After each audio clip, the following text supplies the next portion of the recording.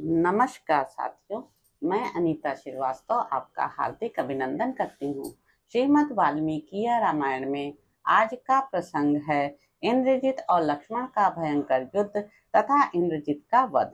घोड़ों के मारे जाने पर पृथ्वी पर खड़े हुए महातेजस्वी निशाचर इंद्रजित का क्रोध बहुत बढ़ गया। वह तेज से प्रज्वलित सा हो उठा। इंद्रजित और लक्ष्मण दोनों के हाथ में धनुष थे। दोनों ही अपनी अपनी विजय के लिए एक दूसरे के सम्मुख युद्ध में प्रवृत्त हुए थे। वे अपने बाणों द्वारा परस्पर वध की इच्छा रखकर वन में लड़ने के लिए निकले हुए दो गजराजों के समान एक दूसरे पर गहरी चोट करने लगे।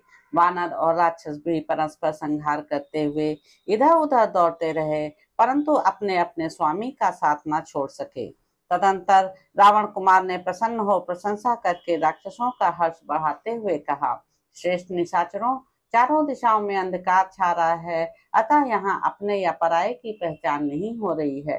इसलिए मैं जाता हूँ, दूसरे रथ पर बैठकर शीघ्र ही युद्ध के लिए आऊंगा।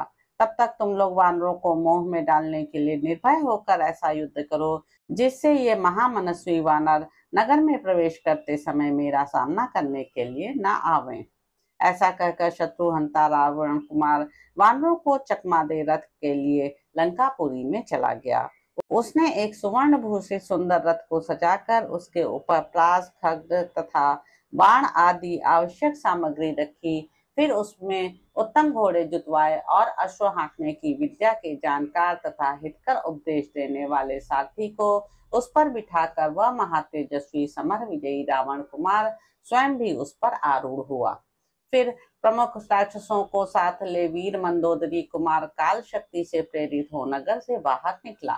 नगर से निकलकर इंद्रजित ने अपने वेगशाली घोड़ों द्वारा विभीषण सहित लक्ष्मण पर बलपूर्वक धावा किया।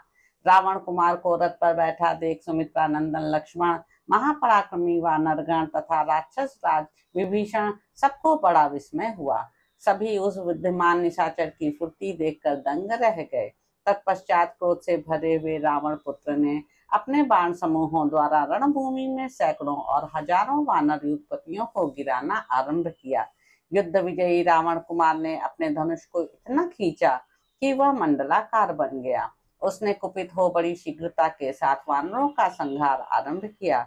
उसके नाराजों की मार खाते हुए भयानक पराक्रमी वानर सुमित्रा कुमार लक्ष्मण की शरण में गए, मानो प्रजा ने प्रजापति की शरण ली हो। तब शत्रु के युद्ध से रघुकुल नंदन लक्ष्मण का क्रोध भड़क उठा। वे रोष से जल उठे और उन्होंने अपने हाथ की फुर्ती दिखाते हुए उस राक्षस के धनुष को काट दिया। यह देख उस निशाचर ने तुरंत ही दूसरा धनुष लेकर उस पर प्रत्यंचा चढ़ाई, परंतु लक्ष्मण ने 3 बाण मारकर उसके उस धनुष को भी काट दिया। धनुष कट जाने पर विषधर सर्प के समान 5 भयंकर बाणों द्वारा सुमित्रा कुमार ने रावण पुत्र की छाती में गहरी चोट पहुंचाई। उनके विशाल धनुष से छूटे हुए वे बाण इंद्रजित का शरीर छेद कर लाल रंग के बड़े बड़े सर्पों के समान पृथ्वी पर गिर पड़े। धनुष कट जाने पर उन बाणों की चोट खाकर मुंह से रक्त वमन करते हुए रावण पुत्र ने पुनः एक मजबूत धनुष हाथ में लिया। उसकी प्रत्यंचा भी बहुत ही दृढ़ थी। फिर तो उसने लक्ष्मण को लक्ष्य करके बड़ी फुर्ती के साथ बाणों की वर्षा आरंभ कर दी, मानो देवराज इंद्र जल बरसा रहे हों। यद्यपि इंद्रजित द्वारा की गई उस बाण वर्षा को रोकना बहुत ही कठिन था, तो भी शत्रुदमन लक्ष्मण ने बिना किसी घबराहट के उसको रोक दिया। रघुकुल नंदन महातेजस्वी लक्ष्मण के मन में तनिक भी घबराहट नहीं थी। उन्होंने उस रावण कुमार को जो अपना पौरुष दिखाया वह अद्भुत सा ही था। उन्होंने अत्यंत कुपित हो अपनी शीघ्र अस्त्र संचालन की कला का प्रदर्शन करते हुए उन समस्त राक्षसों को प्रत्येक शरीर में 3-3 बार मारकर घायल कर दिया तथा राक्षस राज के पुत्र इंद्रजित को भी अपने बाण समूह द्वारा गहरी चोट पहुंचाई। शत्रुहंता प्रबल शत्रु के बाणों से अत्यंत घायल हो इंद्रजित ने लक्ष्मण पर लगातार बहुत बाण बरसाए, परंतु शत्रुवीरों का संहार करने वाले रथियों में श्रेष्ठ धर्मात्मा लक्ष्मण ने अपने पास तक पहुंचने से पहले ही उन बाणों को अपने तीखे सहायकों द्वारा काट डाला और रणभूमि में रथी इंद्रजित के सारथी का मस्तक भी झुकी हुई गांठ वाले भल्ल से उड़ा दिया। सारथी के न रहने पर भी वहां उसके घोड़े व्याकुल नहीं हुए। पूर्ववत शांत भाव से रथ को ढोते रहे और विभिन्न प्रकार के पैतरे बदलते हुए मंडलाकार गति से दौड़ लगाते रहे। वह एक अद्भुत सी बात थी। सुदृढ़ पराक्रमी सुमित्रा कुमार लक्ष्मण अमर्ष के वशीभूत हो रण क्षेत्र में उसके घोड़ों को भयभीत करने के लिए उन्हें बाणों से वेधने लगे। रावण कुमार इंद्रजित युद्ध स्थल में लक्ष्मण के इस पराक्रम को नहीं सह सका। उसने उन अमर्षशील सुमित्रा कुमार को 10 बाण मारे। उसके वे वज्रतुल्य बाण सर्प के विष की भांति प्राणघाती थे, तथापि लक्ष्मण के सुनहरी कांति वाले कवच से टकराकर वहीं नष्ट हो गए। लक्ष्मण का कवच अभेद्य है, ऐसा जानकर रावण कुमार इंद्रजित ने उनके ललाट में सुंदर पंख वाले 3 बाण मारे। उसने अपनी अस्त्र चलाने की फुर्ती दिखाते हुए अत्यंत क्रोधपूर्वक उन्हें घायल कर दिया। ललाट में धसे हुए उन बाणों से युद्ध की श्लाघा रखने वाले रघुकुल नंदन लक्ष्मण संग्राम के मुहारे पर 3 शिखरों वाले पर्वत के समान शोभा पा रहे थे। उस राक्षस के द्वारा युद्ध में बाणों से इस प्रकार पीड़ित किए जाने पर भी लक्ष्मण ने उस समय तुरंत 5 बाणों का संधान किया और धनुष को खींचकर चलाए हुए उन बाणों के द्वारा सुंदर कुंडलों से सुशोभित इंद्रजित के मुखमंडल को छत विछत कर दिया। लक्ष्मण तथा इंद्रजित दोनों वीर महाबलवान थे। उनके धनुष भी बहुत बड़े थे। भयंकर पराक्रम करने वाले वे दोनों योद्धा एक दूसरे को बाणों से घायल करने लगे। इससे लक्ष्मण और इंद्रजित दोनों के शरीर लहूलुहान हो गए। रणभूमि में वे दोनों वीर फूले हुए पलाश के वृक्षों की भांति शोभा पा रहे थे। उन दोनों धनुर्धर वीरों के मन में विजय पाने के लिए दृढ़ संकल्प था, अतः वे आपस में भिड़कर एक दूसरे के सभी अंगों को भयंकर बाणों का निशाना बनाने लगे। इसी बीच में समरोचित क्रोध से युक्त हुए रावण कुमार ने विभीषण के सुंदर मुख पर 3 बाणों का प्रहार किया, जिनके अग्रभाग में लोहे के फल लगे हुए थे। ऐसे 3 बाणों से राक्षस राज विभीषण को घायल करके इंद्रजित ने उन सभी वानर युद्धपतियों पर एक एक बाण का प्रहार किया।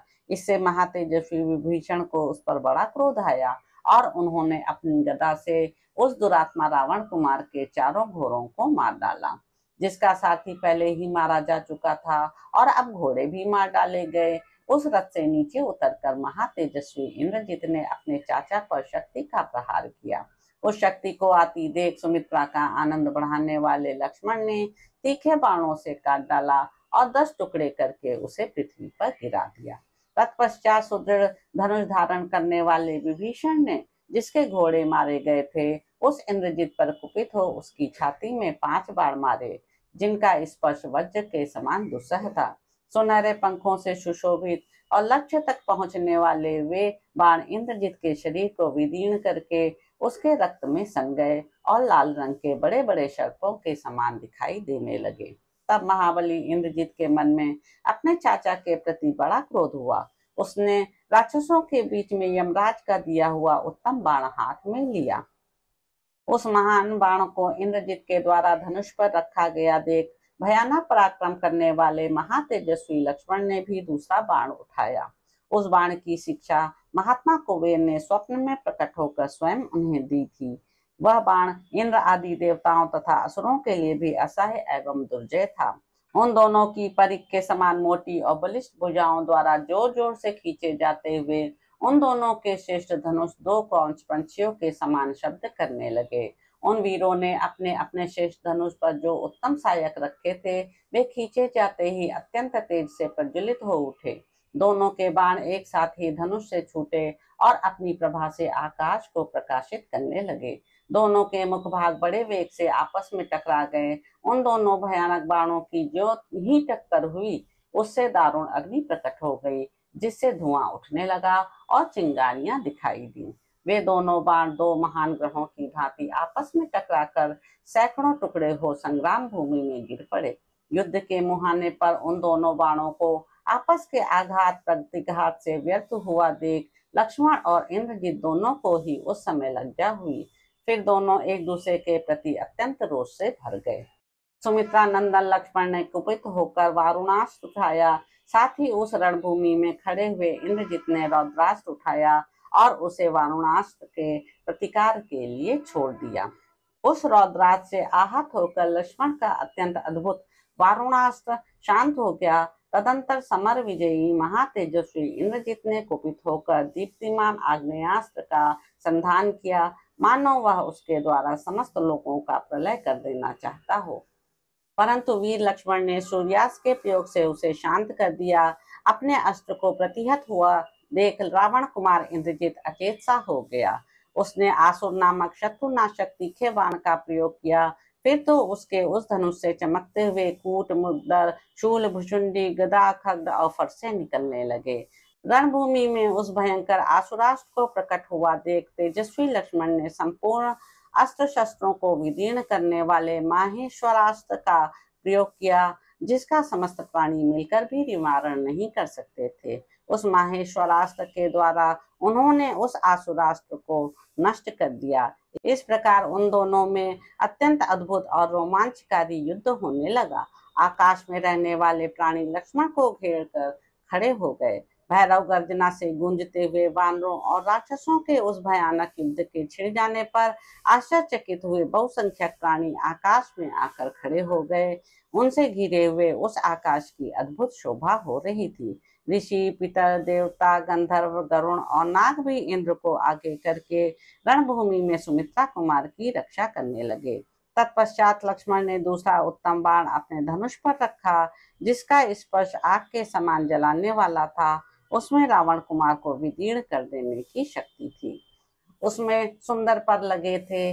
उस बाण का सारा अंग सुडौल एवं गोल था। उसकी गांठ भी सुंदर थी। वह बहुत ही मजबूत और सुवर्ण से भूषित था। उसमें शरीर को चीर डालने की क्षमता थी। उसे रोकना अत्यंत कठिन था। उसके आघात को सह लेना भी बहुत मुश्किल था। वह राक्षसों को भयभीत करने वाला तथा विषधर सर्प के विष की भांति शत्रु के प्राण लेने वाला था। देवताओं द्वारा उस बाण की सदा ही पूजा की गई थी।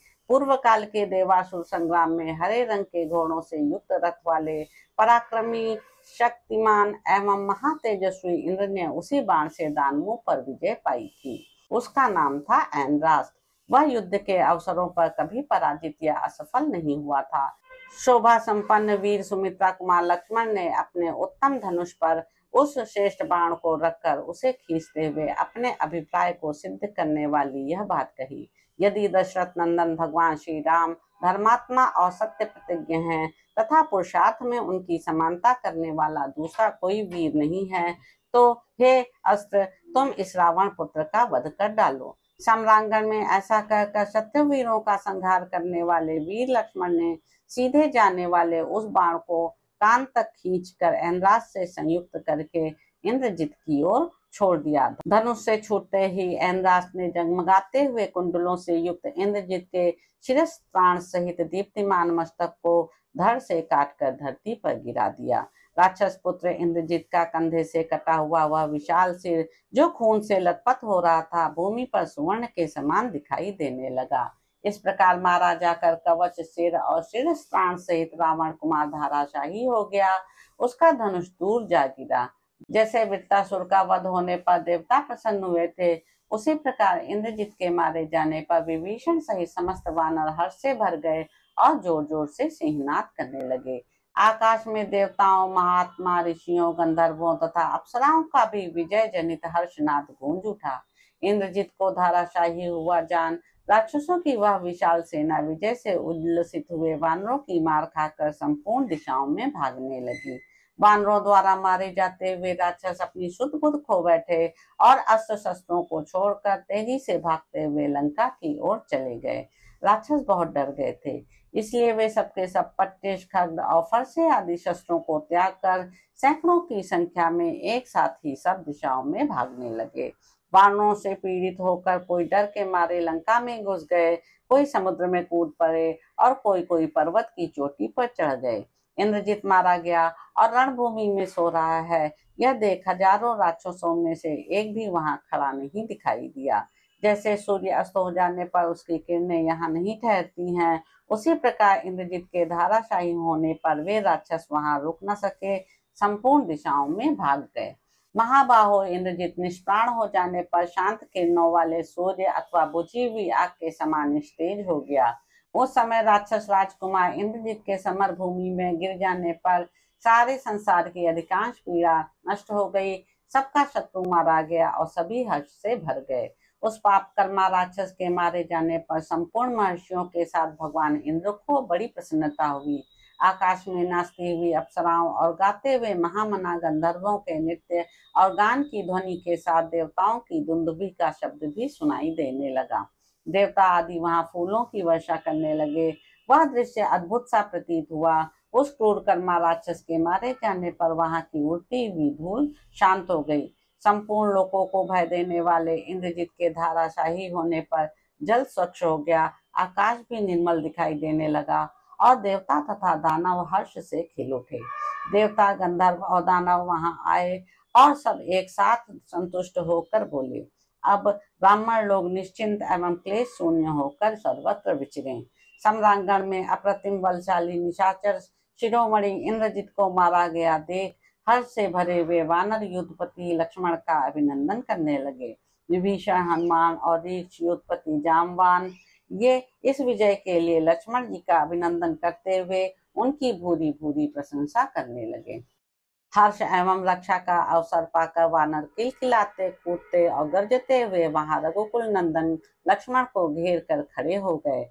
उस समय अपनी पूंछों को हिलाते और फटकारते हुए वानर वीर लक्ष्मण की जय हो यह नारा लगाने लगे। वानरों का चित्त हर्ष से भरा हुआ था।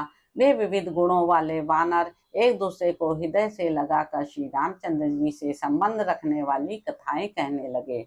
युद्ध स्थल में लक्ष्मण के प्रिय सुहृद वानर उनका वह युद्ध दुष्कर एवं महान पराक्रम देख बड़े प्रसन्न हुए। देवता भी उस इंद्रद्रोही राक्षस का वध हुआ देख मन में बड़े भारी हर्ष का अनुभव करने लगे।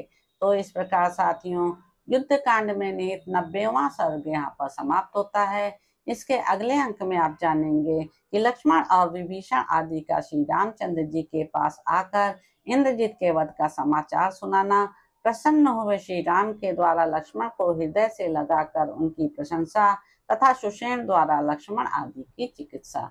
तो अब आपसे अगले अंक में मुलाकात होगी। मेरे YouTube चैनल संवाद विद अनीता को लाइक करें, शेयर करें, सब्सक्राइब करें। धन्यवाद साथियों।